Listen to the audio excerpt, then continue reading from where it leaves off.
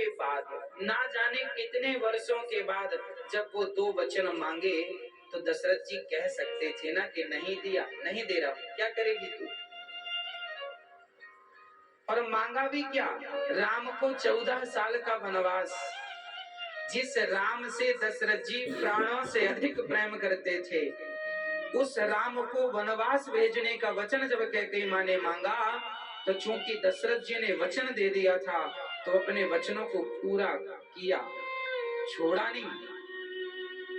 तात्पर्य क्या है, तात्पर्य ये है कि दशरथ जी चाहते तो कह सकते थे ना, मैंने बोला था कुछ और मांगो, ये मैं नहीं दूंगा, कौन क्या कर लेता, परंतु नहीं।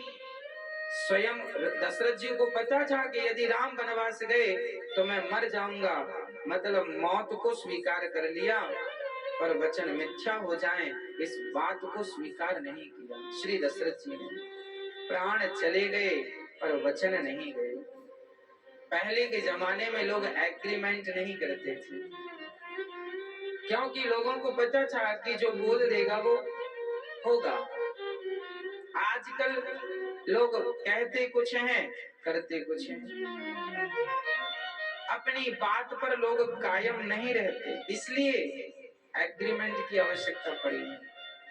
हाँ, श्री दशरथ जी कायम थे, क्योंकि पहले लोग डरते थे झूठ बोलने से, पहले धर्म ज्यादा था, पहले ज्ञान ज्यादा था लोगों के पास, लोग डरते थे कि नहीं नहीं गलत नहीं करना, हमें झूठ बोल के हम पैसा तो कमा लेंगे, क्या भगवान को मुंह दिखा पाएंगे, क्या भगवान से नजरें मिला पाएंगे, नहीं ना। इसलिए सत्य का साथ जरूर देना चाहिए। राजा हरिश्चंद्र बाजार में बिक गए थे, पता है आपको, उन्होंने अपनी पूरी संपत्ति दान कर दी थी। जिसे दान की उन्होंने कहा कि मुझे 1100 स्वर्ण मुद्राएं और चाहिए। दान करने के बाद जब सर्वस्व दान कर दिया तो कहां से लाते, संकट में पड़ गए, 1 महीने की मोहलत मांगी।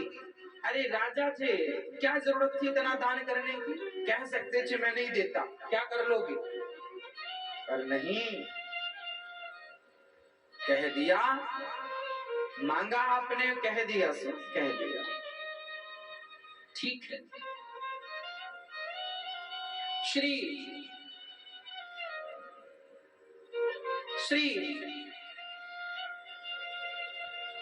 हरिश्चंद्र और पत्नी और बच्चा तारा, रोहित और हरिश्चंद्र तीनों 1 महीने की मोहलत लेकर चल पड़े कि हम इन्हें 1100 स्वर्ण मुद्राएं देंगे। राजा हरिश्चंद्र ने लोहार के घर जाकर कहा, भैया हमें काम पे रख लो, पैसों की जरूरत है।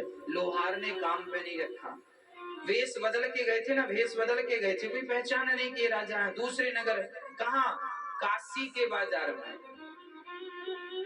गए, भाई काम पे रख लो, नहीं रखा, भाई काम पे रख लो, नहीं रखा, कोई काम दे दो, नहीं दिया।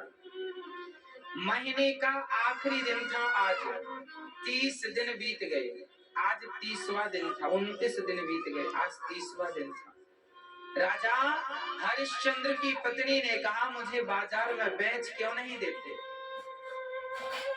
तुम जैसी पत्नी को बाजार में बेच दूं क्या।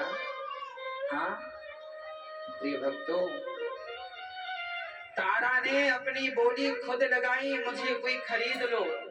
आज मेरे पति के जीवन में धर्म संकट आया है, यदि मैं अपने आप को बेचकर पति के संकट से पति को मुक्त कर सकती हूँ तो पति को मुक्त कर दो।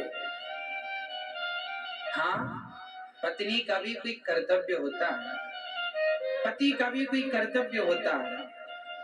क्या कर्तव्य है, बोले पत्नी का कर्तव्य है कि वो अपने पति को कभी कोई धर्म संकट में ना पड़ने दे। क्या आप इसका ख्याल रखते हैं कि आपका पति धर्म संकट में ना पड़े।